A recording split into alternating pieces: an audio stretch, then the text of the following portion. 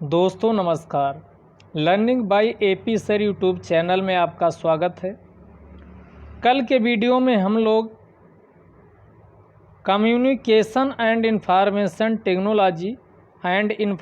Technology chapter शुरू किए थे। तो हमने कम्युनिकेशन का पहला पार्ट जो डाक सेवा से रिलेटेड था, कौन कौन सी पहले की गई हैं भारत सरकार के द्वारा और इसका इतिहास क्या रहा, उसको कंप्लीट कर लिए थे। आज हम लोग इंफॉर्मेशन टेक्नोलॉजी या इसी को सूचना प्रौद्योगिकी के नाम से जाना जाता, तो एक मंत्रालय ध्यान रखिएगा, यानी ministry of electronics and information technology, इसी को हिंदी में इलेक्ट्रॉनिक्स और सूचना प्रौद्योगिकी मंत्रालय के नाम से जाना जाता है। यही सूचना प्रौद्योगिकी, इलेक्ट्रॉनिक्स, इंटरनेट तथा साइबर सुरक्षा से संबंधित जितनी भी नीतिगत विषय हैं उन सबको देखता है। जब भी आपका कोई इंफॉर्मेशन टेक्नोलॉजी से क्वेश्चन आता है तो आप इंट्रोडक्शन में इसका लिख सकते हो। या आगे उद्देश्य इसका दिया गया कि इसका उद्देश्य नागरिकों को सशक्त बनाने के लिए, एम्पावर करने के लिए ई गवर्नेंस, इलेक्ट्रॉनिक्स, आईटी यानी इंफॉर्मेशन टेक्नोलॉजी, ITES एक को कहा जाता है, ध्यान दीजिएगा, ITES इसी को क्या कहा जाता, IT यानी इंफॉर्मेशन टेक्नोलॉजी एनेबल्ड सर्विसेज कहा जाता, जो ऐसी सेवाएं जिनमें इंफॉर्मेशन टेक्नोलॉजी का प्रयोग करके उनको तर्कसंगत बनाया जाता है या उसको लॉन्च किया जाता है, या आप ऐसे भी कह सकते हो ऐसी सेवाएं जो इंफॉर्मेशन टेक्नोलॉजी पर आधारित होती है, उसी को ITES सर्विसेज के नाम से जाना जाता है। तो सूचना प्रौद्योगिकी का उद्देश्य क्या है? तो सूचना प्रौद्योगिकी का उद्देश्य है भारत के नागरिकों को सशक्त बनाने के लिए, यानी एम्पावर करने के लिए ई गवर्नेंस, इलेक्ट्रॉनिक्स, ITES उद्योगों के समावेशी और टिकाऊ विकास को बढ़ावा देना। यानी ये नहीं कि विकास केवल समावेशी विकास का मतलब हुआ कि वह हाशिए पर जो विद्यमान है, गांव में कोई व्यक्ति रहता है तो उस तक भी डिजिटल टेक्नोलॉजी यानी इंफॉर्मेशन टेक्नोलॉजी की पहुंच होनी चाहिए।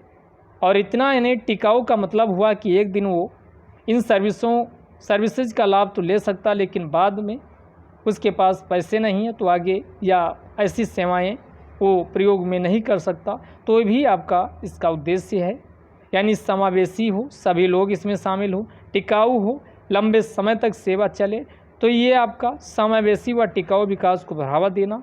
इंटरनेट गवर्नेंस में भारत की भूमिका को बढ़ाना। इंटरनेट गवर्नेंस का मतलब हुआ, भारत में देखा जाता इंटरनेट का प्रयोग लोग अपनी सेवाओं को लेने या सरकार से अपनी कौन सी उनकी लिए स्कीम चल रही हैं उसमें वो डिजिटल वर्ल्ड से बहुत कम कनेक्ट हैं। तो इंटरनेट गवर्नेंस में भारत की भूमिका को बढ़ाना, बहुआयामी दृष्टिकोण अपनाना, बहुआयामी यानी मल्टी डायमेंशनल एटीट्यूड अपनाना, दृष्टिकोण अपनाना। तो इसका फ़ायदा क्या होगा? तो जिसमें मानव संसाधनों का विकास होगा, अनुसंधान एवं विकास और इनोवेशन, डिजिटल सेवाओं द्वारा दस्ता और सुरक्षित साइबर स्पेस सुनिश्चित करना, इन सब का उद्देश्य है। और इसके लिए कौन जिम्मेदार है? तो इसके लिए जिम्मेदार है इलेक्ट्रॉनिक्स और इंफॉर्मेशन टेक्नोलॉजी। मेंस में अगर कोई क्वेश्चन आता है तो इंट्रोडक्शन आप ऐसे लिख सकते हो कि इलेक्ट्रॉनिक्स और सूचना प्रौद्योगिकी मंत्रालय का उद्देश्य क्या उद्देश्य है? तो आप उद्देश्य बता ही चुके हैं। नागरिकों को सशक्त बनाने के लिए e governance, information technology, electronics, information technology enabled services उद्योगों के समावेशी और टिकाऊ विकास को बढ़ावा देना, इंटरनेट गवर्नेंस में भारत की भूमिका को बढ़ावा देना, बहुआयामी दृष्टिकोण अपनाना जिसमें मानव संसाधनों का विकास, अनुसंधान एवं विकास और नवाचार को बढ़ावा देना, डिजिटल सेवाओं के द्वारा दस्ता बढ़ाना तथा सुरक्षित साइबर स्पेस सुनिश्चित करना मेन मकसद है। तो इसी के लिए भारत सरकार के द्वारा कुछ पहल शुरू की गई है। उनमें से जिस पहल की हम बात करने वाले हैं उसी को कहा जाता है डिजिटल इंडिया। Digital India. तो आगे हम बात किसकी करने वाले? Digital India. तो डिजिटल इंडिया ये लॉन्च कब हुआ? अगर ये बात किया जाए डिजिटल इंडिया की लॉन्चिंग कब हुई है, कब लॉन्च किया गया, तो 1 जुलाई, ध्यान दीजिएगा, 2015। एनडीए सरकार आप देखते हो 2014 में आती है, उसी के द्वारा 1 जुलाई 2015 में डिजिटल इंडिया कार्यक्रम लॉन्च किया जाता है। तो डिजिटल इंडिया की 1 जुलाई 2015 में शुभारंभ होता है। और कौन मंत्रालय करता? तो यहाँ लिखा हुआ है इलेक्ट्रॉनिक्स और सूचना प्रौद्योगिकी मंत्रालय के द्वारा लॉन्च किया जाता। डिजिटल इंडिया कार्यक्रम का लक्ष्य क्या होता है? तो आगे वाली लाइन में लिखा है, देखिएगा, भारत को डिजिटल रूप से सशक्त समाज और ज्ञान अर्थव्यवस्था में परिवर्तित करना। डिजिटल इंडिया से क्वेश्चन आता ही है, तो आप उसमें बता सकते हो कि डिजिटल विजन क्या रहा डिजिटल इंडिया। तो भारत को डिजिटल रूप से सशक्त समाज बनाना और ज्ञान अर्थव्यवस्था में परिवर्तित करना। ज्ञान तो बहुत है लेकिन डिजिटल रूप में उपलब्ध नहीं है, तो भारत का जो समाज है उसको सशक्त करना, लेकिन कैसे रूप में? डिजिटल रूप से, डिजिटली सशक्त करना। तो भारत को डिजिटल रूप से एक सशक्त समाज व ज्ञान अर्थव्यवस्था में परिवर्तित करना डिजिटल इंडिया का मेन मकसद है। इस कार्यक्रम के 3 विजन हैं। कौन कौन? नंबर 1, प्रत्येक नागरिक के लिए उसकी ज़रूरत के हिसाब से, उपयोगिता के हिसाब से डिजिटल अवसंरचना, उसकी आवश्यकता अनुसार या उपयोगिता के रूप में डिजिटल अवसंरचना, मांग आधार पर गवर्नेंस व सेवाएं तथा देश में डिजिटल खाई को पाट कर नागरिकों को डिजिटल रूप से सशक्त बनाना, ये पहला विजन है। आपको अब समझ में आ गया होगा कि ये नहीं कि कुछ व्यक्तियों तक डिजिटल सेवाएं जो चलाई जा रही सरकार द्वारा उसकी पहुंच हो, बल्कि सभी लोगों तक समावेशी रूप से डिजिटल सर्विसेज की पहुंच हो और प्रत्येक नागरिक तक हो। तो इसी को समावेशी कहा जाता, चाहे वो गरीब हो चाहे अमीर हो। गरीब व अमीर या समाज के हाशिए पर विद्यमान लोगों को तक पहुंच सुनिश्चित करना इसका मेन मकसद है। तो प्रत्येक नागरिक के लिए उपयोगिता के रूप में, और ये भी जरूरी है कि जो इन्फॉर्मेशन जिसको ज़रूरत है उस हिसाब से उपलब्ध हो, तभी आपका सशक्त कार्यक्रम हो पाएगा और व्यक्ति उसका लाभ ले पाएगा। तो प्रत्येक नागरिक के लिए उपयोगिता के रूप में डिजिटल अवसंरचना, डिमांड के आधार पर, मांग के आधार पर गवर्नेंस और सेवाएं तथा देश में जो डिजिटल खाई हैं, कुछ लोगों तक डिजिटल पहुंच है लेकिन कुछ गाँवों में चले जाइए डिजिटल आपका अभाव है, तो उन तक जो बीच के गांव और शहर की खाई हैं उसको पाट कर नागरिकों को डिजिटल रूप से सशक्त बनाना, ये प्रमुख इसका विजन है। यह परिवर्तनकारी कार्यक्रम अवसंरचना यानी इंफ्रास्ट्रक्चर, विनिर्माण, मैन्युफैक्चरिंग, स्किल, कौशल और डिलीवरी प्लेटफॉर्म की समग्र क्षमता को बनाने के लिए तैयार किया गया है, जो कालक्रम में आत्मनिर्भर ज्ञान अर्थव्यवस्था बनाने में नेतृत्व प्रदान करेगा। डिजिटल अवसंरचना में प्रत्येक नागरिक को उपयोगिता के रूप में नागरिक सेवाएं प्रदान करने, हाई स्पीड इंटरनेट की उपलब्धता हो, प्रत्येक नागरिक के लिए डिजिटल पहचान, मोबाइल फ़ोन, बैंक खाता से डिजिटल और वित्तीय क्षेत्र में नागरिकों की भागीदारी, पब्लिक क्लाउड के बीच निजी स्थान बनाना और देश में सुरक्षित व सुदृढ़, क्योंकि सुभेद उतना ही है डिजिटल इंडिया के अंतर्गत अगर कोई डेटा लीक हो गया तो इसके लिए ज़रूरी है कि एक सुरक्षित व सुदृढ़ साइबर स्पेस भी होना चाहिए। इन सब को पूरा करना इसका विजन रहा है। अब आगे जान लेते हैं कि इसमें डिजिटल इंडिया जब भी आए तो 9 स्तंभ आपके दिमाग में होने चाहिए। फ्लो चार्ट के माध्यम से आप ऐसे 1, 4 ये हो गए और ये 8 और एक आपका और कहीं से खींच के बना सकते हो। 9 स्तंभ हैं डिजिटल इंडिया कार्यक्रम के। डिजिटल इंडिया कार्यक्रम के कितने हैं? तो उद्देश्य आपने ऊपर जान ही लिया क्या क्या उद्देश्य है। क्वेश्चन आपका ये एसए में भी टॉपिक बन सकता है डिजिटल इंडिया, और आपका मेंस में क्वेश्चन ऑलरेडी पूछा जा चुका। 9 इसके स्तंभ हैं। तो पहला कौन है? Broadband highway. ब्रॉडबैंड हाईवे का मतलब हुआ कि नेट की स्पीड ठीक ठाक हो, स्पेस ज़्यादा हो, सभी लोगों तक पहुँच, गाँवों में भी ब्रॉडबैंड सुविधा हो, तो इसको सुनिश्चित करना पहला ब्रॉडबैंड हाईवे। दूसरा मोबाइल कनेक्टिविटी से सभी को जोड़ना, कनेक्ट करना। तीसरा, तो ये पहला आप समझिएगा कौन कौन? पहला हो गया ब्रॉडबैंड हाईवे, दूसरा हो गया मोबाइल कनेक्टिविटी से सभी को जोड़ना, तीसरा पब्लिक इंटरनेट एक्सेस कार्यक्रम यानी सभी के लोगों तक आपका इसका इंटरनेट की पहुंच हो, इसी को पब्लिक इंटरनेट एक्सेस कार्यक्रम, चौथा है ई गवर्नेंस, तकनीक के माध्यम से प्रशासनिक सुधार हो, टेक्नोलॉजी का बहुत सारे ऐप आप देखते हो उसके लिए शुरू किए गए ताकि भ्रष्टाचार को या किसी भी स्कीम या जो भी कार्यक्रम चलाए जा रहे हैं काफ़ी लेट लतीफ़ हो जाती है तो उसको दुरुस्त किया जा सके। ई क्रांति, सेवाओं की इलेक्ट्रॉनिक डिलीवरी यानी ई क्रांति अगला इसका कंपोनेंट हो गया है। ई गवर्नेंस, ई क्रांति, सबके लिए सूचना की उपलब्धता हो, यानी ये कहाँ तक पहुँच गए थे।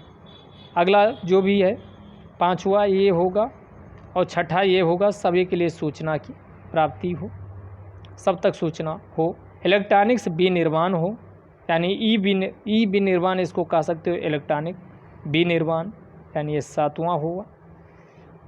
सूचना प्रौद्योगिकी का नौकरियों और अच्छी पैदावार के लिए कृषि कार्यक्रमों में इस्तेमाल हो, ये आठवां हो गया। तो ये आपके, और एक और कोई छूट गया है, कौन छूट गया है? तो ये 9 टोटल इसके स्तंभ हैं।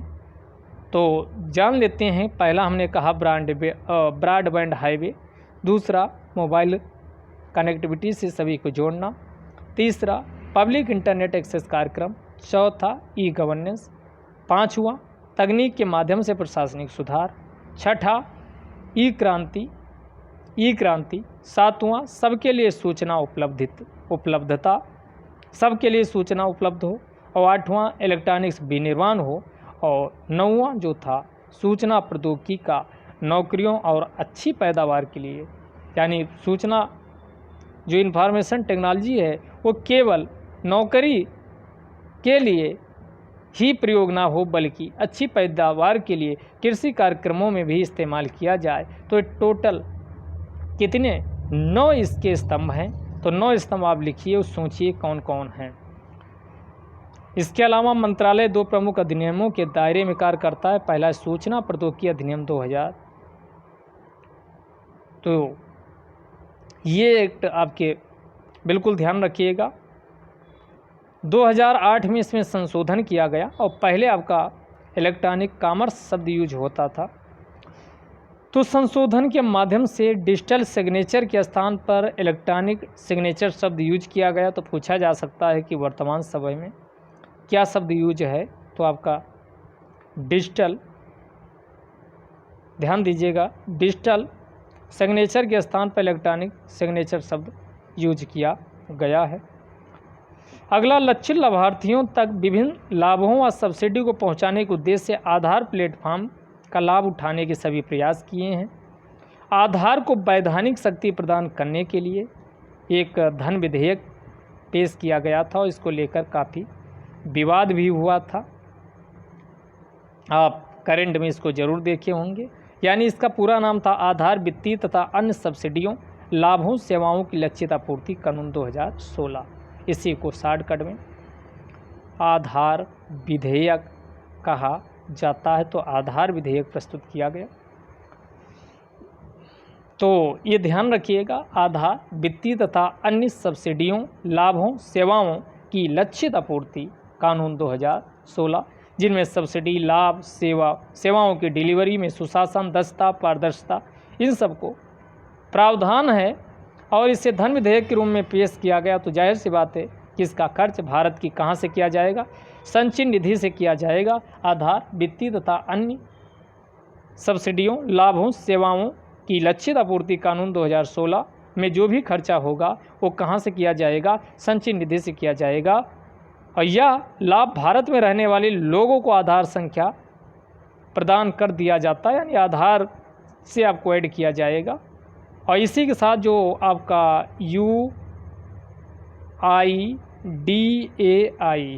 Unique identification authority of India, इसको स्टैट्यूटरी का दर्जा दे दिया गया, जो कि पहले एक कार्यपालक इकाई थी, उसको वैधानिक लीगल एंटिटी के रूप में इसको दर्जा दे दिया गया। तो ध्यान दीजिएगा, अगर हम बात करें डिजिटल पहचान की तो आधार संख्या 12 अंकों का बायोमेट्रिक व यानी जनसांख्यिकी डेमोग्राफिक आइडेंटिफिकेशन होता है, यानी 12 अंक होते हैं जिसमें बायोमेट्रिक और जनसांख्यिकी आधारित पहचान स्थापित होती है, जिसमें हाँ आप क्या क्या अपना नाम देख सकते हो, डेट ऑफ बर्थ देख सकते हो, आप कहाँ के रहने वाले हो वो देख सकते हो, आपके आइरिस आँखें और आपकी फिंगरप्रिंट, दोनों प्रकार किसी को बायोमेट्रिक कहा जाता है। और जो आपकी जानकारी अन्य जनसांख्यिकी, दोनों प्रकार की इसमें जानकारी क्या होती है। 2016 में अस्तित्व में आए आधार विधान के अंतर्गत जो UIDAI है, ये आपकी कैसी स्टैट्यूटरी बॉडी हो गई, सांविधिक निकाय हो गई है। तो यहाँ से क्वेश्चन आपका पूछा जा सकता है। अगला APB, इसी को क्या कहते हैं, आधार पेमेंट ब्रिज कहा जाता है। तो आधार सक्षम भुगतान, यानी आधार से अपना खाता ऐड करके आप ऑनलाइन लेन देन कर सकते हो, भुगतान कर सकते हो, लेकिन शर्त है आधार से होना चाहिए। तो आधार पेमेंट ब्रिज, ऐसे किसी भी व्यक्ति के आधार नंबर के जरिए उसके बैंक खाते में भुगतान या पेमेंट किया जा सकता है। बस शर्तें हैं कि जिसको भेज रहे हो उसका भी अकाउंट आधार से कनेक्ट होना चाहिए, तो इसके माध्यम से लाभार्थियों के खातों में लाभ व सब्सिडी सीधे भेज दी जाती है। दूसरा है आधार इनेबल्ड पेमेंट सिस्टम, इसी को AEPS कहा जाता। आधार इनेबल्ड पेमेंट सिस्टम एक ऐसा मंच है जिसके जरिए व्यक्ति माइक्रो ATM, मान लो किसी आधार इनेबल्ड पेमेंट सिस्टम, जैसे मॉल गए और आपने शर्ट खरीदा या कुछ भी खरीदा, तो आप छोटी माइक्रो ATM होती हैं मशीनें, उससे आप अपने अकाउंट से सीधे आपका यानी ATM से पैसा जो उसको ट्रांसफ़र करते हो, उसी को क्या कहा जाता, आधार इनेबल्ड पेमेंट सिस्टम कहा जाता। तो यह ऐसा मंच होता है जिसके जरिए व्यक्ति माइक्रो ATM से अपने खाते में बुनियादी लेन देन कर सकता, पैसा निकाल सकता है, यानी कैश जमा कर सकता, पैसे का ट्रांसफ़र, इन सबको किया जाता है। एक प्रकार का आधार इनेबल्ड पेमेंट सिस्टम ही होता, या इसी को पॉइंट ऑफ सेल, जो आपका मॉल में लगा होता उसी को पॉइंट ऑफ सेल कहा जाता। और जबकि आधार इनेबल्ड पेमेंट सिस्टम एक बृहत संकल्पना है, इसमें आपका पैसा जमा करना, निकालना, पैसे का स्थानांतरण, सभी बैंकिंग सेवाएं, आप ATM में जाते हो, माइक्रो ATM लगे होते, वहाँ पर आपका ये सब होता है।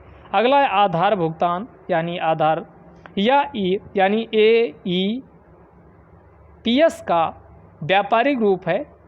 यह एप्लीकेशन सस्ते एंड्रॉयड फ़ोन पर सरल बायोमेट्रिक उपकरण को नियंत्रित किया जा सकता। इसके द्वारा व्यापारी ग्राहकों से कैशलेस भुगतान प्राप्त कर सकता हो। इसकी शुरुआत जो आधार भुगतान की हुई है 2017 से हुई है। अगला पे टू आधार, ये भीम ऐप, आपने देखा कि भीम ऐप आया, तो भीम ऐप से संबंधित या कनेक्ट सुविधा UPI यूनिफाइड, या इसी को यूनिफाइड पेमेंट इंटरफेस कहा जाता है, UPI प्लेटफॉर्म पर ये उपलब्ध है। पे टू आधार, इसके जरिए प्राप्तकर्ता के आधार नंबर को वित्तीय, ध्यान दीजिएगा कि वित्तीय पते के रूप में पर्सन टू पर्सन भुगतान किया जा सकता है, यानी पर्सन टू पर्सन, ये व्यक्ति है, किसी का नाम रमन है, मोहन को, ये क्या कर सकता, इसके पे टू के आधार पर वो भुगतान कर सकता है। भुगतान करने वाले और प्राप्तकर्ता के आधार नंबर जुड़े होने चाहिए। ये भी योजना 2017 में शुरू की गई। तो 17 में 2 स्कीम शुरू हुई हैं, एक पे टू आधार और दूसरा आधार भुगतान, दोनों 2017 में शुरू की गई, ध्यान रखिएगा, आधार भुगतान और पे टू आधार। आगे आइए, फिर इसका प्रयोग आधार सक्षम योजनाएं कहाँ हैं, तो PDS के अंतर्गत राशन कार्ड में जो डुप्लीकेशन होता था उसको रोका गया, तो ये आपका PDS आप बता सकते हो।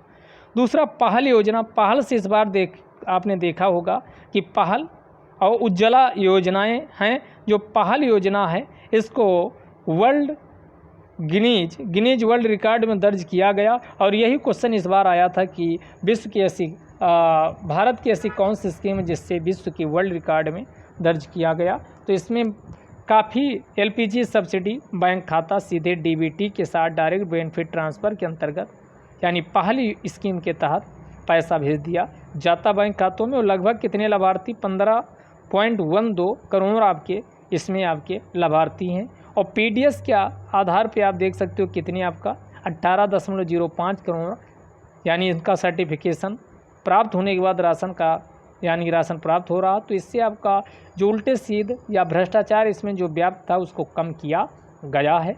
तो ध्यान दीजिएगा। पहल उज्ज्वल योजनाएं के अंतर्गत 15.12 करोड़ LPG लाभार्थियों को LPG सब्सिडी उनके बैंक खातों से प्राप्त हो रही है। इसके अलावा गरीबी रेखा से नीचे कितनी 2.5 करोड़ महिलाएं गैस कनेक्शन भी इसके के माध्यम से प्रदान किया गया। KYC, अभी तक KYC यानी नो योर कस्टमर KYC होता, तो इसी को KYC अब आपको बैंक जाने की ज़रूरत नहीं है। KYC से बैंक खाता की खोलने की सुलभता, आधार ने इसे बैंक खाता के लिए एकल दस्तावेज के तौर पर सक्षम बनाया है, तो आप ये जान। और आयकर रिटर्न के लिए सत्यापन जो वेरिफिकेशन होता है उसके लिए भी आप आधार प्रयोग किया गया। तो ये आपकी इतनी, जब भी आप दिखा रहे हो तो ये सेवाएं PDS हो गया, पहल उज्ज्वला योजनाएं, KYC हो गया, आयकर रिटर्न जमा करने के लिए वेरिफिकेशन, ये सब आपका आधार के माध्यम से किया जाता है। अब आते हैं गवर्नेंस। हमने कहा था 9 स्तंभों में, डिजिटल इंडिया के 9 स्तंभों में गवर्नेंस प्रमुख है, तो गवर्नेंस जान लेते हैं। तो गवर्नेंस शीर्ष कार्यक्रम के रूप में डिजिटल इंडिया की शुरुआत क्रांति गवर्नेंस में ओपन सोर्स सॉफ्टवेयर अपनाने की नीति, ईमेल जानते ही हो, IT यानी इंफॉर्मेशन टेक्नोलॉजी संसाधनों के उपयोग की नीति, सरकारी एप्लीकेशन के सोर्स कोड को खोलकर सहकारी एप्लीकेशन विकास की नीति, क्लाउड रेडी एप्लीकेशन के लिए एप्लीकेशन विकास, गवर्नेंस सक्षमता रूपरेखा जैसी अनेक नीतिगत पहले की गई हैं। तो इसमें आपका देख सकते हो। बाकी इसमें क्या लिखा है आपके एग्ज़ाम के लिए, इसके अंदर जो इम्पॉर्टेंट नहीं है, जहाँ इम्पॉर्टेंट है वो आपको हम बताएंगे। ये आपके काम का, यहाँ देखिएगा, API एप्लीकेशन प्रोग्रामिंग इंटरफेज इसकी फुल फॉर्म है। और ध्यान दीजिएगा, इससे 2018 के IAS प्री में क्वेश्चन API से पूछा गया था। एप्लीकेशन प्रोग्रामिंग इंटरफेज या एक तो ओपन API के संबंध में सरकार की शुरुआत है। ओपन API जिसका उद्देश्य सभी गवर्नेंस एप्लीकेशनों, जितने भी गवर्नेंस से सरकार की जितने भी एप्लीकेशन हैं और जितने भी सिस्टम्स हैं, सिस्टम्स के लिए यानी सॉफ्टवेयर के इंटरऑपरेबल अंतर संचालन को प्रोत्साहित करना तथा नागरिक सहित सभी हितधारकों के भागीदारी को बढ़ावा देने के लिए डेटा सेवाओं तक सभी को की पहुंच सुनिश्चित करना इसका मेन मकसद रहा है। तो ये ध्यान दीजिएगा, या ओपन API के संबंध में सरकार की शुरू की गई पहल है, जिसका उद्देश्य सभी गवर्नेंस एप्लीकेशन सॉफ्टवेयर इनको इंटरऑपरेबल का मतलब हुआ एक दूसरे से कनेक्ट कर देना, इंटरऑपरेबल कहलाता है, को प्रोत्साहित करना तथा नागरिकों सहित सभी हितधारकों के भागीदारी भी हो। तो कब होगी? जब उनकी डेटा तक यानी डेटा सेवाओं तक क्या होगी? एक्सेस होगी। तो ये आपका पहल रहा है। इसके अलावा सरकार अन्य कई प्रकार की पहल यानी शुरू की है। राष्ट्रीय छात्रवृत्ति पोर्टल, इसके माध्यम से भारत का कोई भी छात्र, इसके विद्यार्थी इसके माध्यम से आपका ऑनलाइन मोड में छात्रवृत्ति के लिए आवेदन कर सकता है। तो राष्ट्रीय छात्रवृत्ति पोर्टल। इसके अलावा और ध्यान दीजिएगा, गवर्नेंस को सुनिश्चित करने के लिए mygov.in एक अभिनव प्लेटफॉर्म है। इसमें सरकार के निर्णय में जन भागीदारी भी सुनिश्चित हो। तो mygov.in पर अब आप अपने विचार रख सकते हो। सरकार उसे नीति बनाने में क्या करेगी? शामिल करेगी। तो ये भी पहल आपकी शुरू की गई है। इसके अलावा रैपिड असेसमेंट सिस्टम भी शुरू किया गया और इसमें फीडबैक प्राप्ति के लिए विभिन्न चैनल हैं। जो रैपिड असेसमेंट सिस्टम में आपको फीडबैक भी दिया जाता है। इसके अलावा संपर्क शुरू किया गया। जनप्रतिनिधियों तथा सरकारी कर्मचारियों को संदेश और ईमेल भेजने के लिए इसे विकसित किया गया। तो ये जब भी आपका आए तो इन सब का यूज आप कीजिए। कोई भी आपकी गवर्नेंस वाला क्वेश्चन आता है तो वहाँ यूज कर सकते हो। संपर्क, ताल ये वेब आर्ट यानी पोर्टल है और इसमें ताल में क्या किया जाता है? मिशन मोड परियोजनाओं सहित राष्ट्रीय तथा राज्य स्तर की गवर्नेंस योजनाओं के संबंध में लेन देन डेटाज के प्रसार का काम करता है कि कितना लेन देन हुआ, तो इसी को ताल कहा गया। इसके बाद आपका AEBS यानी आधार एनेबल्ड बायोमेट्रिक अटेंडेंस सिस्टम इसी को कहा जाता। तो आधार एनेबल्ड बायोमेट्रिक अटेंडेंस सिस्टम है। सरकार में दस्ता लाने के लिए आप सबको आधार कार्ड से ऐड कर दिया गया। अब अटेंडेंस आपका आधार से, जो आधार एनेबल्ड बायोमेट्रिक अटेंडेंस सिस्टम है उसमें लगती है, तो आप फिजिकल रूप से आपको उपस्थित होना होगा। ई पेमेंट संरचना, सभी भुगतान और प्राप्तियां इलेक्ट्रॉनिक मोड में होंगी, इसमें ई पेमेंट। इसके अलावा ई जिला, तो ये ई क्रांति के अंतर्गत आपकी एक मिशन मोड परियोजना है। तो इसका उद्देश्य जिला और ऐसे उपजिला स्तर पर जो किसी अन्य मिशन मोड परियोजना का हिस्सा नहीं है उन्हें एक दूसरे से कनेक्ट करना मुख्य, यानी जितनी भी योजनाएं चल रही हैं, लॉन्च की गई हैं परियोजनाएं, उनको आपका इस पे ई जिला पोर्टल पर, ई जिला पर उपलब्ध रहेंगी। अगला कॉमन सर्विस सेंटर, पहले आपको तहसील के चक्कर लगाने होते थे। आपकी आय, जात, निवास या किसी अन्य प्रकार की बैंकिंग, बीमा, प्रधानमंत्री जनधन योजना, कुछ भी आपकी सर्विस लेना है, आप ई यानी कॉमन सर्विस सेंटर से अब आप इन सब का लाभ उठा सकते हो। तो ये सब आपकी पहल शुरू की गई है। इसके अलावा राष्ट्रीय जियो इन्फॉर्मेटिक्स सेंटर भी खोले गए हैं। अब यहाँ बात कर लेते हैं कि डिजिटल लेन देन को प्रोत्साहन देने के लिए कौन कौन कार्यक्रम आखिरकार शुरू किए गए हैं, तो इसकी हम बात कर लेते हैं। तो डिजिटल भुगतान तंत्र डिजिटल इंडिया प्रोग्राम का नैसर्गिक विस्तार है।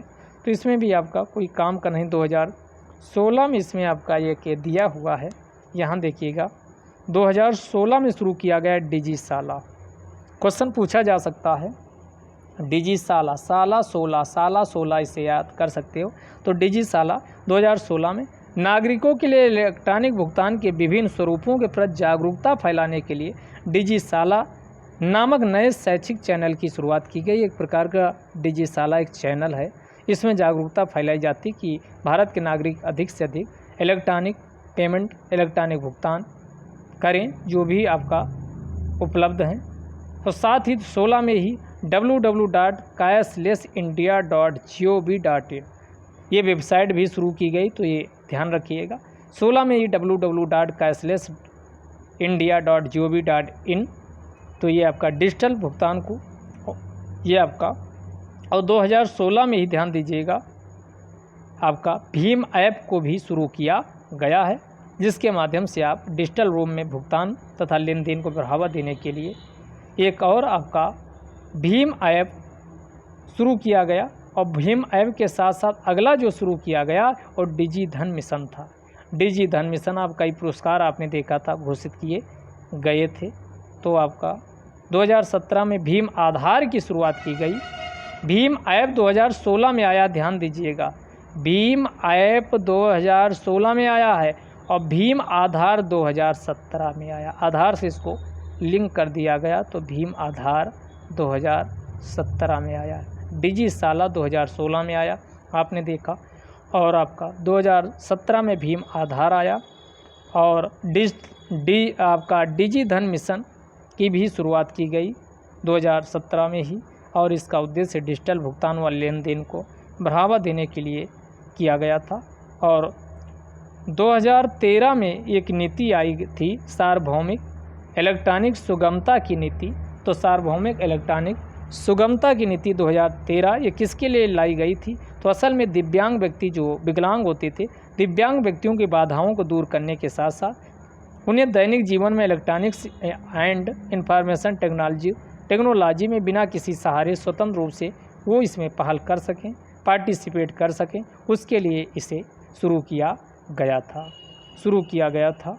अब इसमें आगे देखो दिया हुआ है कि आपका ई सर्टिफिकेट आप कैसे प्राप्त कर सकते हो। तो ई सर्टिफिकेट, क्योंकि आपका ऑफलाइन में काफ़ी समय लग जाता था तो काफ़ी दिक्कतें होती थी, तो ये ई सर्टिफिकेट शुरू किया गया।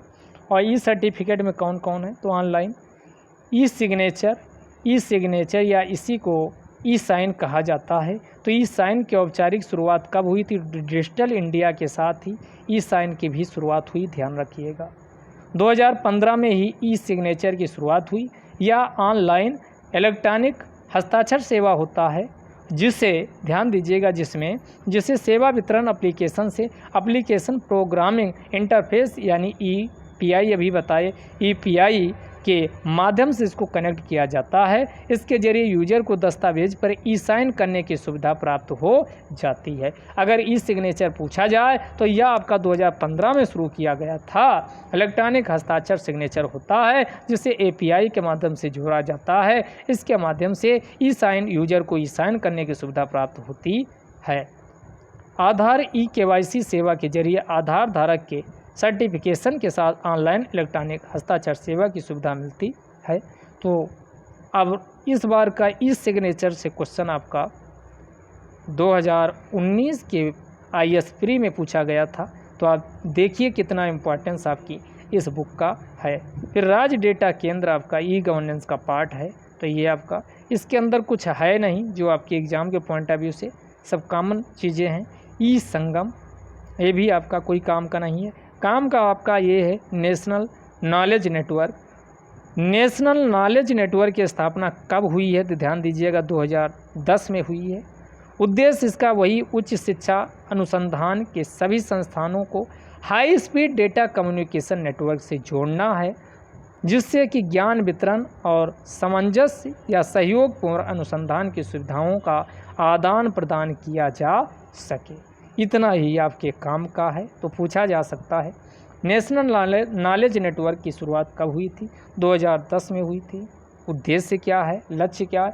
उच्च शिक्षा तथा अनुसंधान के सभी संस्थानों को जितने भी रिसर्च इंस्टीट्यूट हैं उनको high speed data communication network से जोड़ना ताकि ज्ञान को बांटा जा सके और अनुसंधान सुविधा का एक दूसरे से आदान प्रदान किया जा सके, न केवल भारत में ही बल्कि वैश्विक स्तर पर भी किया जा सके।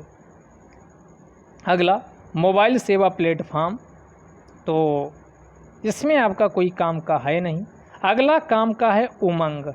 ये काम का है डिजिटल इंडिया कार्यक्रम के अंतर्गत ये सब पहले शुरू की गई हैं। इसी को unified mobile application new age for new age governance कहा जाता है। तो उमंग ध्यान रखिएगा काफ़ी काम का है। प्रीलिम्स में इससे क्वेश्चन बन सकता। तो उमंग को भी हमने आपका देखा कि या तो डिजिटल इंडिया 2015 के साथ ई सिग्नेचर ये सब शुरुआत हो गए हैं या फिर जितने भी कार्यक्रम हैं अधिकांश 2017। तो गेस भी करना हो तो 2015 या 17।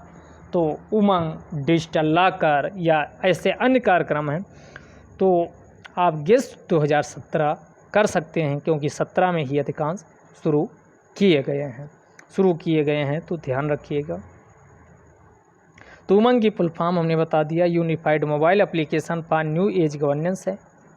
इस प्लेटफॉर्म पर ध्यान दीजिएगा सरकार द्वारा जितनी भी सेवाएं चलाई जा रही हैं सबसे बड़ी सरकारी सेवाओं के प्रसार के लिए सिंगल मोबाइल प्लेटफॉर्म है। एक ही मोबाइल प्लेटफॉर्म पर सभी सरकार की योजनाएं जितनी भी हैं वो सब इसी पर अवेलेबल हैं। आप उनकी लेटेस्ट अपडेट देख सकते हो क्या क्या उसमें परिवर्तन किया गया या क्या किया जा रहा। इसको विकसित 2017 में किया गया। उमंग को केंद्रीय प्लेटफॉर्म आधार, डिजी लॉकर, इसके अलावा रैपिड असेसमेंट सिस्टम बताए, उसके अलावा यानी PGOV इन सब के माध्यम से इसको ऐड किया गया है। इसके जरिए नागरिक केंद्रीय, राज्य सरकार, स्थानीय निकाय तथा उनकी एजेंसियों की सेवाओं को अखिल भारतीय स्तर पर प्राप्त कर सकते हैं, कहीं भी प्राप्त कर सकते हैं। तो ऑल इंडिया लेवल पे सरकार के द्वारा, केंद्र सरकार के द्वारा, राज्य सरकार के द्वारा, स्थानीय इकाइयों के द्वारा तथा इससे संबंधित एजेंसियों के द्वारा कौन कौन सी सेवाएं चलाई जा रही हैं, उनकी क्या प्रगति हुई है, इन सबको अखिल भारतीय स्तर पर प्राप्त किया जा सकता है उमंग के माध्यम से। अंग्रेजी के अलावा यानी 12 ऐसी भारतीय भाषाएं हैं जिनमें यह उपलब्ध है और सभी नागरिकों को तक इसकी पहुंच सुनिश्चित है। अगला डिजी लॉकर, यह भारत सरकार की डिजिटल इंडिया पहल के अंतर्गत प्रमुख कार्यक्रम है जिसका लक्ष्य भारत को डिजिटली रूप से सशक्त बनाना है, सशक्त समाज और नॉलेज इकोनॉमी के रूप में तब्दील करना है, यानी कैशलेस शासन के विचार को आगे बढ़ाना। डिजिटल लॉकर में दस्तावेज और सर्टिफिकेट आप डिजिटल रूप में प्रमाणित और जारी करने पर जोर दिया गया। आप अपने डॉक्यूमेंट रख सकते हो। इसमें कुछ एग्जाम्पल दिया गया, जैसे ड्राइविंग लाइसेंस हुआ, स्कूल प्रमाण पत्र, स्कूल का सर्टिफिकेट, मार्कशीट हो गई, सर्टिफिकेट हो गए, इन सबको यहाँ पर रखा जा सकता है। इसके लिए आपको 1 GB डेटा स्पेस भी मिलता है, तो आप इसमें रख सकते हो। तो ये डिजी लॉकर, ध्यान दीजिएगा, इसकी शुरुआत डिजी लॉकर की 2015 में डिजिटल, डिजी लगा तो डिजिटल इंडिया के साथ ही हो गई थी, जबकि उमंग कार्यक्रम की शुरुआत 2017 में हुई है। तो आप कोरिलेशन ऐसे याद कर सकते हो। तो डिजी लॉकर आ गया, ये कहाँ पहुँच गए, हाँ, ये आपका 2015 में 1 जुलाई 2015 में डिजी लॉकर की भी शुरुआत हुई है। तो इससे भी क्वेश्चन आपके एग्जाम में पूछा जा चुका है। अगला है स्मार्ट वर्चुअल क्लासरूम सुविधा। आप जानते हो स्मार्ट वर्चुअल क्लासरूम सुविधा का मतलब वह सारी ऑफलाइन जैसी क्लासों के रूप में वर्चुअल क्लासरूम विकसित किया जाता है। तो इसमें बहुत सारे राज्य इसके माध्यम से इलेक्ट्रॉनिक वाइट बोर्ड्स, प्रोजेक्टर्स, इन सब को प्रदान करते हैं, यानी एक रियल क्लासरूम जैसी फीलिंग लाने की कोशिश की जाती है। तो ऐसा इसमें कुछ है नहीं। अगला ई हॉस्पिटल परियोजना, ई अस्पताल परियोजना, तो डिजिटल इंडिया के तौर पर ही इसे शुरू किया गया। ई अस्पताल, ई ब्लड बैंक, इन सब को इसी के माध्यम से शुरू किया गया है। तो इसमें कुछ आपका है नहीं। अगला आपका प्रगति, प्रगति से क्वेश्चन आपके पूछा जा चुका है। इसको इंग्लिश में लिख देते हैं प्रगति। प्रगति को ध्यान दीजिएगा 2015 डिजिटल इंडिया के साथ शुरू किया गया।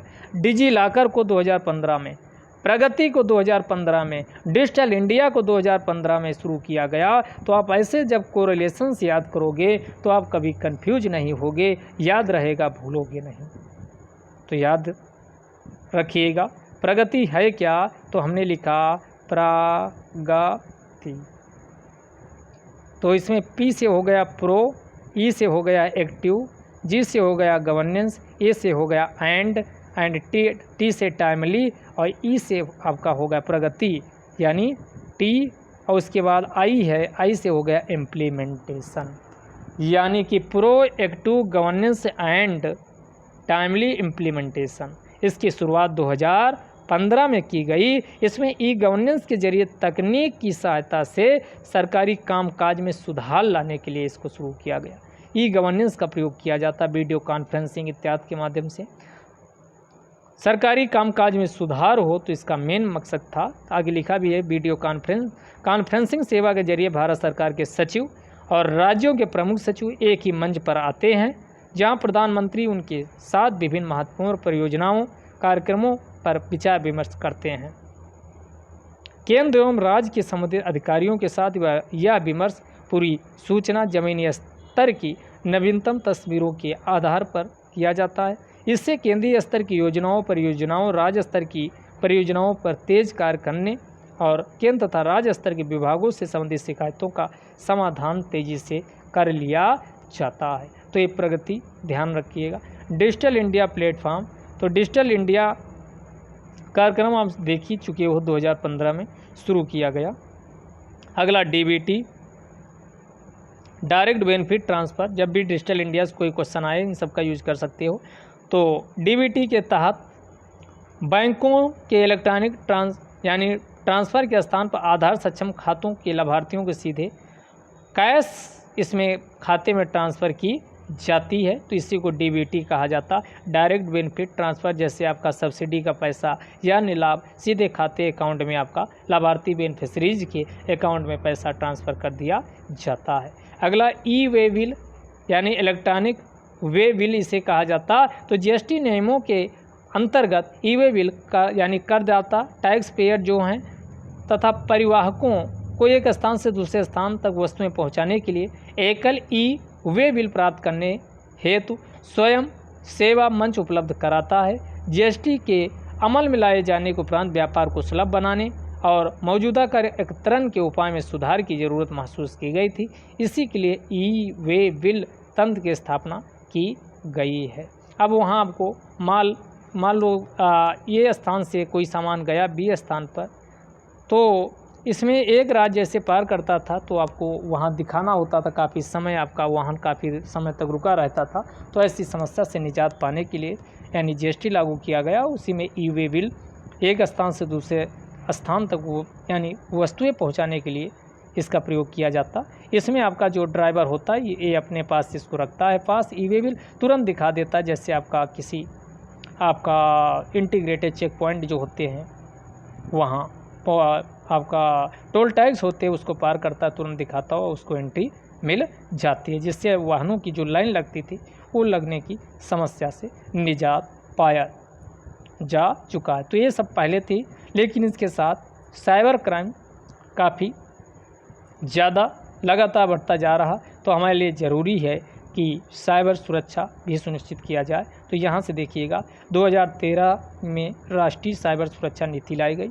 उद्देश्य क्या था? साइबर स्पेस में सूचना और संरचना को संरक्षित करना, साइबर खतरों को रोकने के लिए क्षमता सृजन करना, संस्थागत अवसंरचना का विकास करना। इन सब को सुनिश्चित करने के लिए क्या किया गया, यानी राष्ट्रीय साइबर सुरक्षा नीति कब आई? 2013 में आई है। इसके लिए कुछ पहल की गई। तो कौन कौन पहल की गई हैं? तो NCCC, इसी को नेशनल साइबर कोऑर्डिनेशन सेंटर कहा जाता।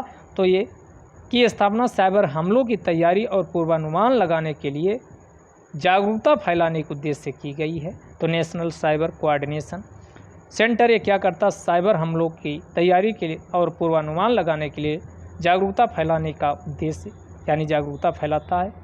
नेशनल साइबर कोऑर्डिनेशन सेंटर देश भर में सभी स्रोतों से साइबर हमलों से जितनी भी संबंधित सूचनाएं होती है एकत्र करता, उनका असेसमेंट करता, आकलन करता, फिर लोगों को उसके बारे में जानकारी फैलाने का कार्य करता है। और लोगों का भी यानी सहायता, इसमें पीपुल पार्टिसिपेशन, जन सहभागिता को भी सुनिश्चित किया जाता है। इसके अलावा साइबर सुरक्षा केंद्र भी विकसित किए गए हैं। तो इसी को क्या कहा जाता?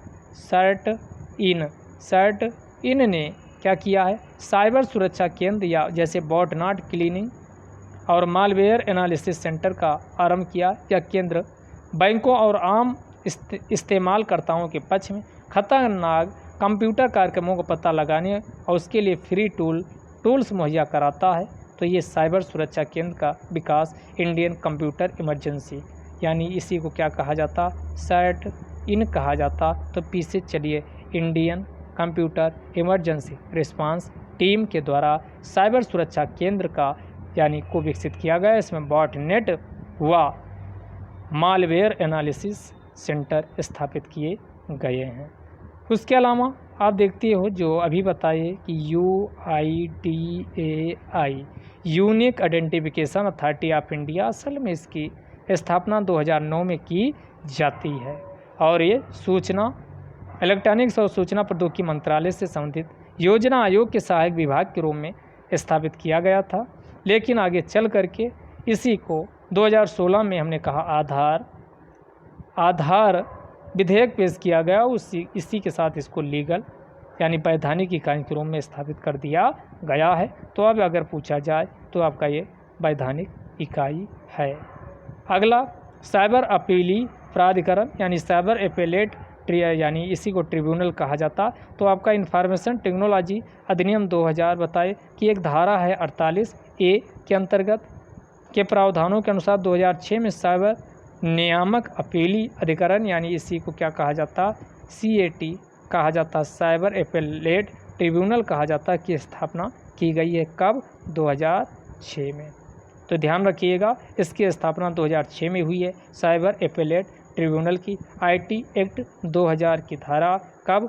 तो 48 फर्स्ट के अनुसार और IT अधिनियम के अनुसार सर्टिफिकेशन प्राधिकार नियंत्रक या कानून के तहत किसी न्यायिक अधिकारी के आदेश से यदि कोई व्यक्ति आहत है तो वह इसके अंतर्गत यानी कैड के अंतर्गत इसी को CAT कैट कहा जाता है। वो पॉलिटी वाला कैट नहीं है, साइबर एफिलाइट ट्रिब्यूनल 2006 में स्थापित हुआ, इसमें अपील कर सकता है। आगे आइए, तो इसमें कुछ काम का है नहीं, काम का आपका एजुकेशन एंड रिसर्च नेटवर्क है। इसको भी इलेक्ट्रॉनिक्स एंड सूचना प्रौद्योगिकी मंत्रालय के अंतर्गत एक वैज्ञानिक सोसाइटी है। ध्यान दीजिएगा कि एजुकेशन एंड रिसर्च जो नेटवर्क है ये आपकी सोसाइटी है। यह देश में नेटवर्किंग के विकास में महत्वपूर्ण योगदान अपना अदा कर रही है। नेशनल ई गवर्नेंस डिवीज़न ये काम का है, यानी नेशनल ई गवर्नेंस डिवीज़न कई आप पहलुओं को देखते हो इसी के द्वारा, यानी ई गवर्नेंस की बढ़ती मांग को पूरा करने के लिए निजी व सरकारी क्षेत्र के विशेषज्ञों से मिलकर ई गवर्नेंस डिवीज़न की स्थापना की गई है। यह डिजिटल इंडिया कार्यक्रम के विभिन्न पक्षों को पूरा करने में हर तरीके की तकनीकी टेक्निकल असिस्टेंस सहायता प्रदान करता है। अगला राष्ट्रीय विज्ञान सूचना विज्ञान केंद्र, इसी को नेशनल इंफॉर्मेटिक्स सेंटर NIC कहा जाता, और ये बहुत पहले स्थापित होगा, जाहिर सी बात, तो इसे 1976 में स्थापित किया गया है। तो यह ICT यानी information and communication technology network Bharat के जितने भी आपके राज्य हैं सभी राज्यों में टेक्निकल सहायता या अन्य प्रकार की जो सहायता देने की बात है वो इसी के द्वारा प्रदान की जाती है। तो आगे आइए, इसमें कुछ है नहीं, नेशनल इंटरनेट एक्सचेंज, इसमें भी आपके काम का नहीं है, जो काम का है वही आप देखिएगा। राष्ट्रीय इलेक्ट्रॉनिक्स और सूचना प्रौद्योगिकी संस्थान, ये भी एक प्रकार की वैज्ञानिक सोसाइटी है। तो इसमें वही सारा कुछ जानते हो कि IT, इलेक्ट्रॉनिक्स, संचार प्रौद्योगिकी, हार्डवेयर, साइबर कानून, साइबर सुरक्षा, IPR, intellectual property right, GIS, cloud computing, ESDM, ई कचरा, internet of things, e governance से संबंधित इकाइयों के क्षेत्र में क्षमता, कैपेसिटी बिल्डिंग और कौशल विकास का कार्य सक्रिय रूप से सब किया जा रहा है राष्ट्रीय इलेक्ट्रॉनिक्स और सूचना प्रौद्योगिकी संस्थान के द्वारा।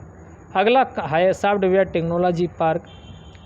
तो software technology parks of India की स्थापना ये आपका करंट वाले में डिस्कस कर चुके हैं। 1991 में इलेक्ट्रॉनिक्स और सूचना प्रौद्योगिकी मंत्रालय के अंतर्गत सोसाइटी के रूप में की गई। इसका उद्देश्य क्या है? देश से सॉफ्टवेयर निर्यात को प्रोत्साहित करना, ज़्यादा से ज़्यादा सॉफ्टवेयर निर्यात एक्सपोर्ट को यानी क्या किया जाए, प्रोत्साहित किया जाए। तो इसी के लिए इसे स्थापित किया गया है। आगे आइए, सैट इन की हमने बात की, तो सैट इन यानी India computer emergency response team, इसे ध्यान दीजिएगा, यानी जो आपका इंफॉर्मेशन टेक्नोलॉजी अमेंडमेंट कानून 2000 था, उसी को IT एक्ट 2008 में संशोधन किया गया और इसमें 70B के अंतर्गत एक, ध्यान दीजिएगा, 2008 में एक नेशनल एजेंसी के रूप में कार्य करती है। और इसका काम क्या है? साइबर सुरक्षा के मामलों में सूचना एकत्र करना, आकलन करना, वितरण, साइबर सुरक्षा मामलों की भविष्यवाणी करना, चेतावनी देना, साइबर सुरक्षा के मामले में आपसी सहयोग, साइबर मामलों के अभ्यास, विधियों, रोकथाम, प्रतिक्रिया और सूचना से संबंधित दिशा निर्देश, सलाह, संवेदनशीलता संबंधी नोट्स और वाइट पेपर, श्वेत पत्र तैयार करना, इन सब की क्या है, यानी इसके लिए विकसित किया गया है। आगे आइए, मुंबई में आपका एक और यहाँ काम का है, कई प्रकार के इंस्टीट्यूट व संस्थाएं स्थापित की गई। तो यहाँ देखिएगा, 1977 में मुंबई में Tata institute of fundamental research की स्थापना की गई है। तो ध्यान दीजिएगा, पूछा जा सकता, Tata institute of fundamental research कब स्थापित हुआ? 1977। हेडक्वार्टर्स इसका कहाँ है? मुंबई में है। इसके अलावा राष्ट्रीय सूचना विज्ञान केंद्र सेवा इंक 1995 में राष्ट्रीय सूचना केंद्र की विस्तृत शाखा के तौर पर इसे यानी सेवा इंक को स्थापित किया जाता है। तो इसमें आगे अंदर कोई काम का है नहीं। फिर आपका आता है दूरसंचार, टेली कम्युनिकेशन। तो ज्ञान की तेज़ी से बढ़ती दुनिया में दूरसंचार सामाजिक आर्थिक विकास के लिए आवश्यक अवसंरचना बन गया है। देश के सभी हिस्सों में दूरसंचार सेवाओं की पहुंच नए परिवर्तनकारी और प्रौद्योगिकी संपन्न समाज के विकास का भिन्न हिस्सा है। तो आप देखते हो, आज हम मोबाइल फ़ोन से तुरंत आपका कहीं भी कोई व्यक्ति हो तुरंत बात कर लेते हैं। तो आगे आइए, इसी की बात इसमें की गई। टेली घनत्व कितना है, टेली घनत्व यानी टेली डेंसिटी। तो टेली घनत्व के डेफिनेशन क्या, 100 व्यक्तियों पर टेलीफोन की संख्या कितनी है। प्रत्येक 100 व्यक्तियों पर टेलीफोन की संख्या को ही टेली घनत्व कहा जाता है और लगातार ये बढ़ता चला जा रहा है। और अगर बात करें मार्च 2019 के अंत तक तो टेली घनत्व 90.1% 90.90% हो गया है, जिनमें ग्रामीण क्षेत्रों में भी लगभग 50% ही है, यानी 60% के आसपास है। 57.5%। केवल एक डेटा ये ध्यान रखिएगा। उसके बाद शहरी क्षेत्रों में जाओगे तो काफ़ी अच्छा प्रगति हुई है, तो 90.1 ये आपका एवरेज है। शहरी ग्रामीण क्षेत्र में जाओगे 57.50% है, और शहरी ये गांव का है। और शहरी क्षेत्र में जाओगे तो ये 160% के आसपास पहुंच गया। 159.66% आपका शहरी क्षेत्र का टेली डेंसिटी रहा है। इस डेटा का प्रयोग आप मेंस के आंसर में कर सकते हो। इसके अलावा राज्यों की बात करें तो राज्यों में सबसे ज़्यादा कहाँ का रहा है, तो आपका देखिएगा हिमाचल प्रदेश टेली घनत्व में, तमिलनाडु, पंजाब, केरल, इसके अलावा कर्नाटक, ये प्रमुख राज्य रहे हैं। फिसड्डी के मामले में देखें तो बिहार, असम, मध्य प्रदेश, उत्तर प्रदेश, ये सब पीछे से टॉप किए हैं। महानगरों में बात करें तो दिल्ली में सबसे ज़्यादा क्या है, टेली डेंसिटी है। नंबर 2 पे आपका कोलकाता आता है, और उसके बाद फिर आपका कौन, कोलकाता नहीं, नंबर 2 पे बॉम्बे है। नंबर 1 पे दिल्ली है यानी दिल्ली। नंबर 2 पे आपका कितना है, बॉम्बे है, ये आपका सीरियल 1 नहीं, मुंबई है। और नंबर 3 पे कोलकाता है। तो ये ध्यान रखिएगा, देख लीजिए। मुंबई का 165.62% है और आपका कोलकाता का 165.51। तो नंबर 1 पे दिल्ली, नंबर 2 पे बॉम्बे और नंबर 3 पे कोलकाता रहा है। आगे आइए, इंटरनेट और ब्रॉडबैंड पहुंच। तो ये दोनों इंटरनेट व ब्रॉडबैंड दोनों को मिला दिया जाए, इंटरनेट उपभोक्ताओं की संख्या कितनी है, तो ये आपका मिलियन में यहाँ संख्या दी हुई है। मार्च 2019 तक का यहाँ डेटा है। तो ये आपका 493.95 मिलियन संख्या है। इतनी संख्या है, देखो जरा सोच के देखिए, इंटरनेट उपभोक्ताओं की संख्या इतनी 493.95 मिलियन है। तो ध्यान दीजिएगा। अब अगर बात करें कौन कौन कंपनियां इस क्षेत्र में लगी हुई हैं जो आपका कम्युनिकेशन के लिए कार्य कर रही हैं, तो शॉर्टकट में उनका केवल जान लेते हैं। तो BSNL सभी लोग जानते हैं, BSNL यानी BSNL। इसके स्थापना भारत संचार निगम लिमिटेड, भारत संचार निगम लिमिटेड, इसकी स्थापना अक्टूबर 2000 में हुई थी और पूरी तरह से भारत सरकार के अधीन क्या है, कंपनी है। तो ये दिल्ली मुंबई के अतिरिक्त दूरसंचार सेवाएं उपलब्ध कराती है। तो दिल्ली और मुंबई को हटा दीजिए और जितनी भी आपका अन्य आपके राज्य हैं वहाँ पर ये कार्य करती है। अगला महानगर टेलीफोन MTNL, इसी को कहा जाता है MTNL, महानगर टेलीफोन लिमिटेड निगम लिमिटेड कहा जाता।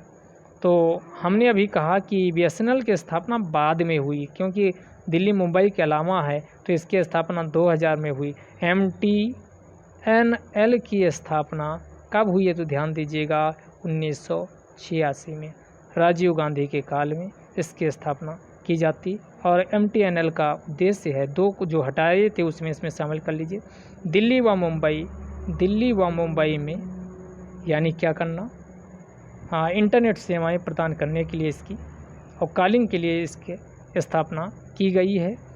तो यह नवरत्न कंपनी है, तो ये महारत्न, नवरत्न, मिनी रत्न, तो ये आपका नवरत्न है। आगे आइए, इंडियन टेलीफोन इंडस्ट्री, इसकी स्थापना, इंडियन टेलीफोन इंडस्ट्री की स्थापना 1948 में की गई थी, यानी बहुत पहले की गई थी। और ये 1948 में बेंगलुरु से अपना कार्यभार शुरू किया था। अगला Tele Consultants India Limited, Telecommunication Consultants India Limited की स्थापना 1978 में की गई। उद्देश्य दूरसंचार और सूचना प्रौद्योगिकी सभी क्षेत्रों में विश्व स्तरीय प्रौद्योगिकी प्रदान करना है इसका, तो ये ध्यान रखिएगा। अगला भारत ब्रॉडबैंड, यानी इसी को क्या कहा जाता है, BBNL कहा जाता है, भारत ब्रॉडबैंड नेटवर्क लिमिटेड। इसकी स्थापना बाद में हुई है 2012 में, स्पेशल पर्पज व्हीकल के रूप में इसकी स्थापना की गई। और इसका उद्देश्य क्या है कि 2.5 लाख ग्राम पंचायतों को, भारत ब्रॉडबैंड नेटवर्क लिमिटेड का उद्देश्य है कि 2.5 लाख ग्राम पंचायतों को भारत नेट योजना लागू किया जाए, और इसे कंपनी अधिनियम 1956 के अंतर्गत इसे स्थापित किया गया है। आगे आइए, हो यानी हेमीस्फीयर प्रॉपर्टीज इंडिया लिमिटेड, इसमें कोई काम का है नहीं। डिजिटल इंडिया का विजन पीछे बता ही चुके हैं कि डिजिटल इंडिया का विजन क्या है, तो आपका IT यानी Indian talent plus IT information technology is equal to IT, यानी IT प्लस IT, ये आप लिख सकते हो मीन्स के आंसर में, इज इक्वल टू IT। तो इसमें लिखना होगा Indian talent information technology is equal to India tomorrow, Indian talent information technology is equal to India tomorrow. ये आपका प्रमुख विजन रहा है। अगला national data sharing and accessibility कार्यक्रम, ऑफिस, इसमें भी कोई काम का है नहीं। तो नेशनल डेटा शेयरिंग और एक्सेसिबिलिटी कार्यक्रम के अंतर्गत आप कोई भी विभिन्न नीतियों संबंधित या पठनी रीडेबल मशीन सक्षम पठनी रूम में सरकार का यानी साझा करने लायक डेटा एक्सेस आप कर सकते हो इसके माध्यम से। इस संबंध में पब्लिक डेटा एवं सूचना तक बृहद पहुंच के लिए भारत सरकार की विभिन्न धाराएं एवं नियम अनुमति आपको प्रदान करते हैं, और इसके लिए आपको स्थापित किया गया ई ऑफिस में जा कर के आप सरकार के विभिन्न मंत्रालय विभागों संबंधित डेटा की तक पहुंच सुनिश्चित कर सकते हो। इसी के साथ ये चैप्टर समाप्त होता है। कल फिर अगले चैप्टर में मिलेंगे, जो हमारा चैप्टर होगा डिफेंस। तो आप इसको, जिसको एक बार में समझ में नहीं आ रहा, तो 2-3 बार इसको समझ लीजिए, क्योंकि काफ़ी काम का है। प्री व मेंस इंटरव्यू तीनों स्तर पे काफ़ी पॉइंट व काफ़ी स्कीम आपको इस बुक से मिलने वाले, और इतना ही नहीं, आपके एग्ज़ाम में इससे क्वेश्चन भी पूछे जाते हैं। तो इसको आप लोग, पता नहीं क्यों ना तो कोई कमेंट करते हो, ना लाइक, ना शेयर करते हो, तो कम से कम कोई आपको कमी है तो कमी को बताइए, कमेंट कीजिए, और ज़्यादा से ज़्यादा लोगों को लाइक व शेयर ज़रूर कीजिए। इसी के साथ फिर आपको कल नए टॉपिक के साथ, डिफेंस के साथ मिलेंगे। धन्यवाद।